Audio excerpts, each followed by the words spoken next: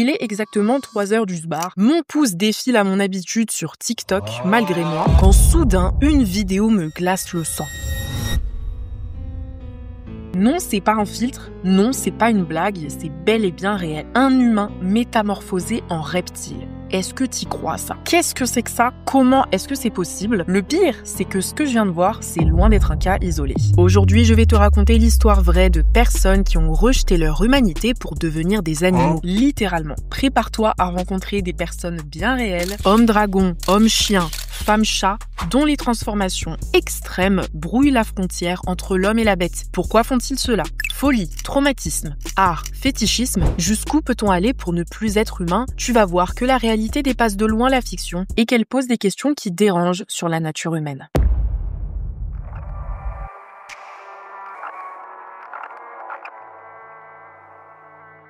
Tiamat s'est réveillée un matin en décidant que son corps ne lui appartenait plus. Elle allait devenir un dragon. Pas un cosplay, pas un simple costume pour une convention, un vrai dragon en chair et en os. C'est ainsi que débute l'histoire de Richard Hernandez, alias Eva Tiamat Baphomet Medusa, plus connue sous le nom de Dragon Lady. Pendant plus de 20 ans, Tiamat a méthodiquement modifié chaque parcelle de son corps pour réaliser sa vision terrifiante et fascinante, ressembler à un reptile humanoïde. Les chiffres donnent le vertige. Plus de 50 000 € dépensés en opérations et en tatouages et une vingtaine d'années de procédures extrêmes. Les résultats de cette transformation sont juste stupéfiants. Tiamat arbore désormais 8 cornes implantées sur le crâne, une langue fendue en deux, des écailles tatouées sur tout le visage et le corps, les yeux entièrement tatoués en vert. Même son nez et ses oreilles ont été enlevés chirurgicalement afin que plus rien ne rappelle l'anatomie d'un Homo sapiens. Ses narines ne sont plus que 2 fentes étroites sur un visage reptilien. À ce stade, comme tu peux le constater, Tiamat ne ressemble plus du tout à un humain. Mais comment en est-elle arrivée là? L'histoire de Dragon Lady est aussi poignante que tragique. Né en 1961 dans une famille de migrants au Texas, Richard Hernandez a eu une enfance brisée. À l'âge de 5 ans, sa mère et son beau-père l'abandonnent, elle et ses frères, dans le désert près d'un ranch. Seul au milieu de la nature aride, Richard trouve du réconfort dans les serpents à sonnettes qui rampent non loin d'elle. « Je suis né de ma mère humaine, mais mes parents reptiliens sont les serpents qui m'ont entouré quand j'ai été abandonné dans le désert », dira-t-elle plus tard. Cette expérience d'abandon va marquer son imaginaire. Les serpents, notamment le crotal diamantin de l'Ouest, deviennent pour elle des figures parentales symboliques. La suite de sa vie n'a pas été plus clémente. Tiamat, qui à l'époque s'identifiait encore comme un homme, subit discrimination, abus et violences sexuelles en grandissant. Devenue adulte, elle lutte aussi contre son identité, car plus tard elle transitionnera pour vivre en tant que femme transgenre. Elle affronte alors l'ostracisme de sa propre famille. Pour cause, son grand-père n'accepte pas sa différence, et même son propre fils finit par la rejeter à son adolescence. Le coup de grâce arrive en 1997, lorsqu'elle apprend sa séropositivité au VIH. Face à la perspective de la mort, Richard Hernandez prend alors une décision radicale: je ne mourrai pas en humain. En effet, si elle doit quitter ce monde, ce ne sera pas sous l'apparence de ceux qui l'ont fait souffrir. Cette phrase sonne comme un renoncement définitif à l'humanité, car pour Tiamat, l'humain est synonyme de souffrance et de cruauté. Donc elle souhaite s'en éloigner au maximum. Tout d'abord, Richard va entamer une transition pour devenir une femme et devient donc Eva Tiamat. Puis elle pousse la transformation encore plus loin, en embrassant pleinement son identité non humaine, celle d'un dragon, transgenre, transespèce et fière de l'être. Eva se proclame même la transsexuelle la plus modifiée du monde. My name is Eva Tiamat Baphomet Medusa, also known as the Dragon Lady.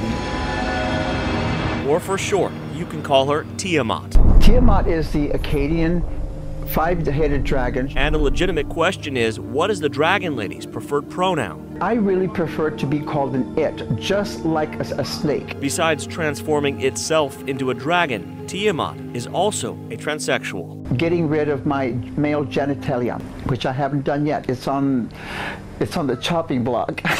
But how does one become a dragon? According to Tiamat, it's slowly, through body modification. My first modifications towards my reptilian transformation were my horns. In the year 2000, I got my 3rd set of horns, which is what I have now.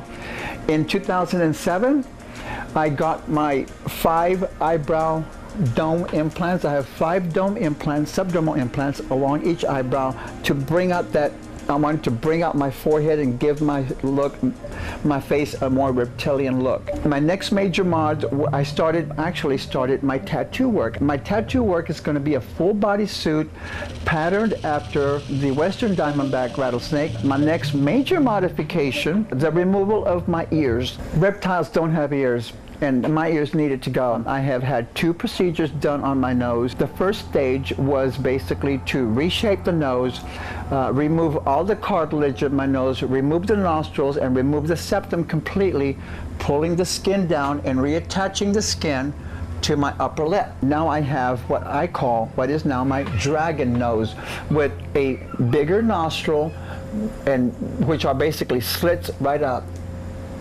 on both sides of my nose. And I can breathe so much easier now. I also had my tongue split. And finally, the green eyes of a dragon. That involves dyeing the whites of the eyes. This video shows the procedure. You can see I have green eyes now.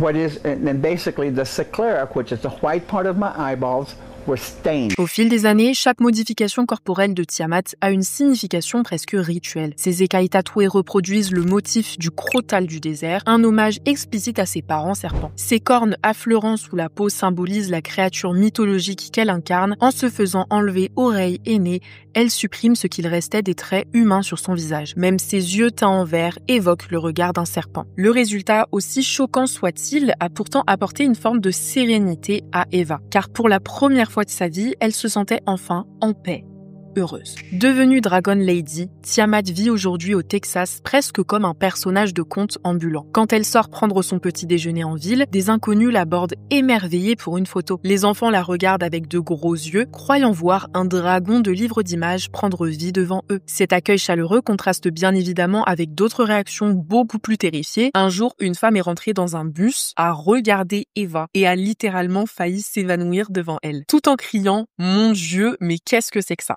Honnêtement, je la comprends. Si je voyais ça en vrai, ma première réaction, ça serait, je pense, de crier. Bref, tu l'as compris, monstre pour les uns, créature fantastique pour les autres, Tiamat ne laisse personne indifférent.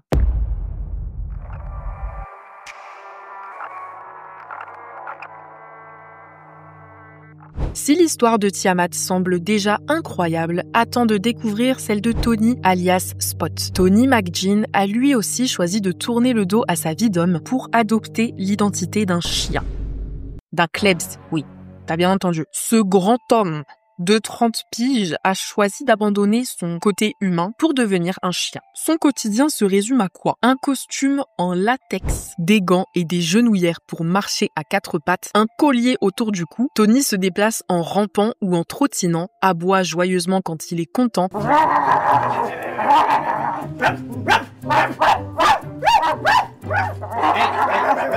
et dort parfois dans une niche aménagée. Il lui arrive même de manger dans une gamelle posée au sol sans utiliser ses mains. Quand il est sous sa forme de klebs, il s'appelle plus Tony mais Spot, comme le nom qu'on donnerait à un gentil petit toutou. Alors quand j'ai vu ça, je me suis dit ok, c'est vraiment un step au-dessus que la Dragon Lady. Là, encore la Dragon Lady, je peux comprendre, elle a été traumatisée pendant son enfance, même si c'est une transformation plus qu'extrême. Je pars du principe, elle fait de mal à personne, elle vit sa vie d'aloca. Mais Spot, franchement, je ne comprends pas. Quand on a demandé à Tony, pourquoi est-ce que tu choisis de vivre à 4 pattes? Tony a répondu, il avait toujours rêvé de vivre comme ça. Beaucoup d'enfants jouent à faire le chien, puis ils s'arrêtent en grandissant. Moi, je n'ai jamais vraiment arrêté, raconte-t-il. Alors perso, moi quand j'étais gosse, je jouais pas au chien, mais chacun ses délires. Dans son cas, il ne s'agit pas seulement de modifier son corps, parce qu'il s'est pas fait opérer pour ressembler physiquement à un chien, hormis porter un costume. C'est son comportement et son rôle dans la société en tant que tel qui a changé pour ressembler au maximum à un chien. Ce qui, au départ, relevait du fétichisme sexuel, qui est une pratique de BDSM appelée pup play, où l'un des partenaires joue le rôle d'un chien soumis, est devenu pour Tony un véritable mode de vie au quotidien. Tony est par ailleurs un homme transgenre, c'est-à-dire que Tony est né femme puis a transitionné pour s'identifier, je m'en mêle les pinceaux, Entre chien, dragon, excusez-moi, mais je perds un peu de control. Tony est tout simplement né femme, puis a transitionné pour s'identifier comme un homme, puis vit actuellement comme un chien. Je sais pas si tu suis, c'est vrai que c'est assez compliqué, on va pas se le cacher. Tony trouve dans cette espèce de chien une forme d'épanouissement et de sérénité qu'il ne ressentait pas en tant qu'humain. Il vit à Los Angeles avec son mari Andrew, qui se présente fièrement comme son dresseur/maître. Leur relation ressemble à celle d'un propriétaire et de son chien de compagnie, à ceci près qu'ici le chien a une conscience humaine. Sachant que quotidiennement, du coup, Andrew va aller se promener au parc avec Spot, qui portera une laisse et qui jouera à la baballe. J'imagine pas la gueule des autres chiens qui voient littéralement un titan obèse jouer à côté d'eux. Personnellement, je serais traumatisée. Pour Tony, en plus de se sentir plus heureux au quotidien, être un chien lui permet d'être plus proche de son partenaire. Personnellement, je ne m'y connais absolument pas en BDSM, en bail comme ça, c'est pas trop mon délire, mais pour certaines personnes, c'est un kiff d'être en laisse. De cosplay un chien, c'est attirant pour certaines personnes. J'en apprends vraiment tous les jours, perso. Alors, en pratique, Tony n'est pas tout le temps en chien. Il arrive qu'il continue à se comporter en tant qu'humain. Je sais pas s'il travaille ou s'il est assumé par son mec, parce que c'est assez compliqué, j'imagine, d'avoir par exemple un job de bureau avec un costume. Mais dès que c'est possible, Tony préfère s'identifier comme Spot, le Klebs. Beaucoup de personnes se sont demandé pourquoi est-ce qu'il a choisi un chien parmi toutes les espèces possibles et inimaginables. Tu me demandes de m'identifier comme un animal, je choisis, moi je sais pas, moi un dauphin, une licorne, un gorille, je sais pas. Mais pourquoi un chien alors que tu peux juste en avoir chez toi, littéralement. Au-delà de l'amour qu'il porte à cet animal, Tony explique qu'il admire la pureté, la loyauté et la simplicité des chiens, des qualités qu'il aimerait vivre au quotidien. Fun fact, ce sont des qualités que tu peux arborer au quotidien en tant qu'humain. T'es pas obligé de te trimballer avec un costume en latex à 4 pattes pour avoir ces qualités. Mais bon, débat parallèle. Dans le fond, son rejet de la vie d'homme reflète aussi une fatigue des complications de la vie humaine moderne. L'argent, le travail, les responsabilités sociales, tout cela disparaît lorsqu'il est Spot. Plus besoin de déclarer tes impôts à l'URSSAF, plus besoin d'aller faire les courses, plus besoin de parler aux inconnus dans la rue et de sociabiliser alors que t'en as pas envie. Tu peux juste enfiler ton petit costume, fermer ta gueule et juste jouer à la balle toute la journée.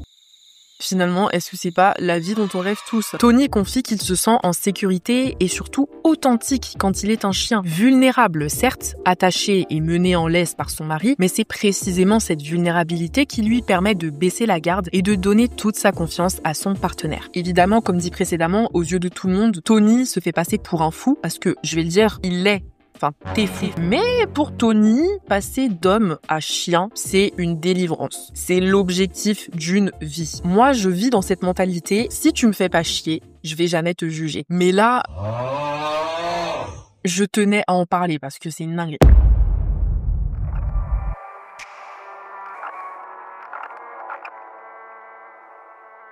L'homme dragon et l'homme chien ne sont pas des cas uniques. Car depuis une trentaine d'années, à travers le monde, plusieurs personnes ont poussé la modification corporelle à l'extrême pour ressembler à des animaux. Je vais vous montrer d'autres humains qui ont transitionné vers un animal, quel qu'il soit, parce que j'ai trouvé d'autres petites pépites et vous devez absolument les voir aussi, ok ? Pas que je sois la seule traumatisée. Eric Sprague, un Américain de 52 ans, est plus connu sous le nom de scène l'homme lézard. Il a transformé son apparence en celle d'un lézard anthropomorphe, ses dents ont été taillées en pointe acérée, sa langue est bifide, c'est-à-dire fendue en deux, et son corps est entièrement tatoué de motifs verts écaillés du crâne aux orteils. Sous la peau de ses sourcils et de son front, il s'est même fait poser des implants sous-cutanés qui forment des bosses rappelant les arêtes d'un reptile. Contrairement à Eva de Dragon Lady, il n'a pas cherché à quitter l'humanité suite à un traumatisme. Pour lui, c'est plutôt une forme d'art corporel et de gagne-pain, puisqu'il va se produire dans des festivals, des émissions télé, en réalisant des performances de fakir comme marcher sur une vitre, lancer des couteaux, etc. avec son apparence hors du commun. Donc là, vraiment, sa métamorphose, c'est un art. C'est pour gagner des pesos. C'est pas juste pour fuir un traumatisme de son enfance, essayer de se détacher au maximum de la nature humaine. C'est vraiment juste un cosplay,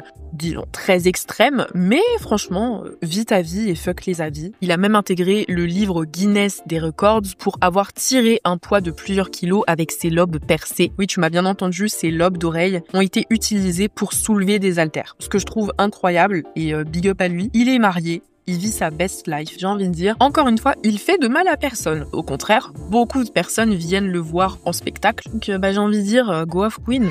Slay. Certains ont poussé la transformation féline tout aussi loin. L'artiste performeuse connue sous le nom de Katzen, la femme tigre, a recouvert 100% de son corps de tatouages, de rayures tigrées afin de ressembler à un grand félin. Pendant plus de 14 ans, elle a même porté en permanence de longues moustaches de chat fixées par des piercings sur son visage. Avec ses canines proéminentes et ses lentilles de contact féline, elle se présentait sur scène comme une tigresse humanoïde. D'autres exemples au féminin ont fait la une malgré elle. La mondaine Jocelyn Wildenstein, je sais pas comment on prononce, surnommée par la presse la Catwoman de New York, a dépensé des fortunes en chirurgie esthétique pour obtenir des traits félins. Donc les yeux super tirés en amande, les pommettes saillantes, les lèvres retroussées,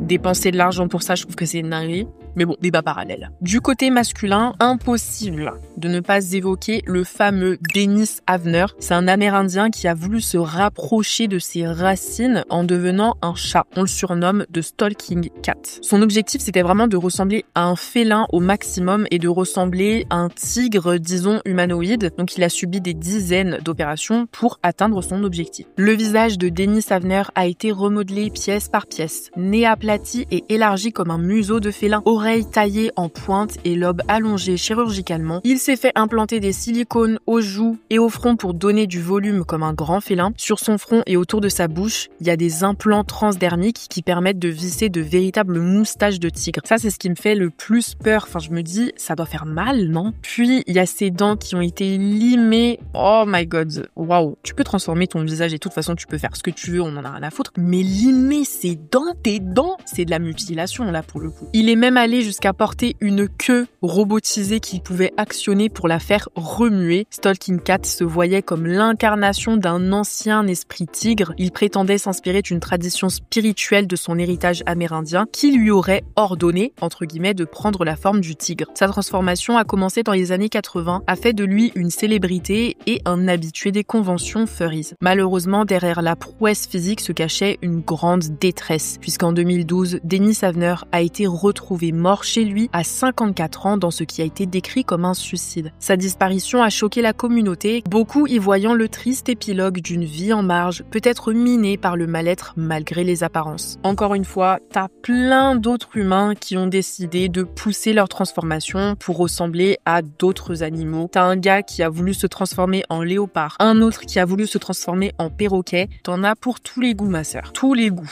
T'as aussi un Brésilien qui s'est transformé en Satan.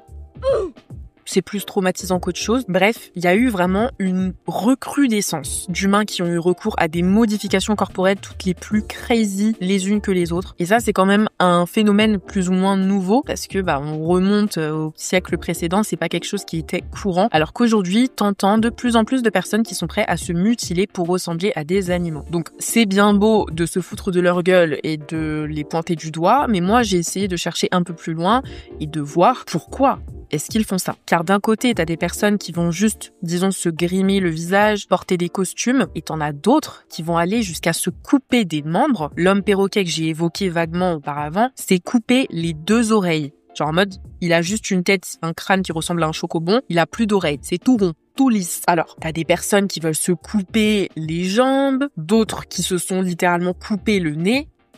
Alors ma belle, pourquoi est-ce que tu fais ça? Premièrement, il y a quelque chose qui s'appelle la dysphorie. On parle plutôt de dysphorie de genre, mais dans les cas qui se présentent à nous, on va plutôt parler de dysphorie de l'espèce. Certains chercheurs commencent à parler de species dysphoria, donc de dysphorie de l'espèce, par analogie à la dysphorie de genre. De la même manière qu'une personne transgenre ressent que son sexe biologique ne correspond pas à son identité profonde, une personne dite trans-espèce peut ressentir que son corps humain n'est pas le bon, qu'elle aurait dû naître animal. Je sais que c'est très bizarre à entendre, mais c'est ce qui s'applique à ces personnes-là. Et encore une fois, c'est pas quelque chose que je valide ou que je cautionne, donc pensez pas que moi je suis dans ces bails, mais on va essayer de comprendre pourquoi, sans jugement, ok? Tiamat, par exemple, se définit ouvertement comme trans-espèce depuis sa transformation. Elle dit que son âme est reptilienne et qu'elle ne se sentait pas appartenir à l'humanité. T'as beaucoup de communautés en ligne, sur Reddit, Discord, tout ce que tu veux, qui réunissent des milliers de personnes à travers le monde qui s'identifient comme non-humaines, qui ont un esprit animal animal dans un corps d'humain, qui s'identifient comme des créatures mythiques. J'avais déjà vu des Français qui, du coup, s'identifiaient pas comme humains. D'accord. Pourtant, sans aller jusqu'à la transformation physique, c'est-à-dire que ça va être une meuf lambda comme moi, et je te dis en fait, bah non, je suis pas humain. Je suis une fée. C'est pas une blague. Je suis vraiment une fée. Encore une fois, on ne juge pas.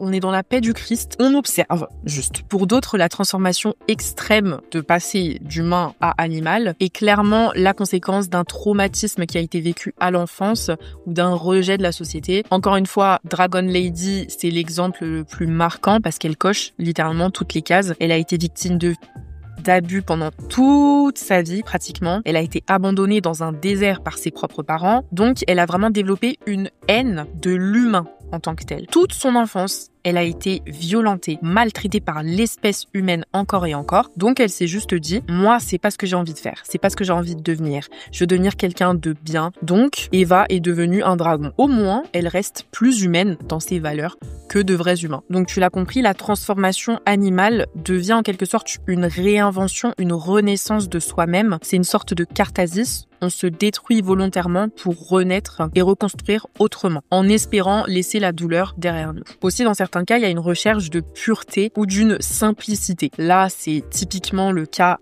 du chien de Spot le Klebs, qui voulait juste vivre comme un chien pour éviter le quotidien chiant et banal d'un humain.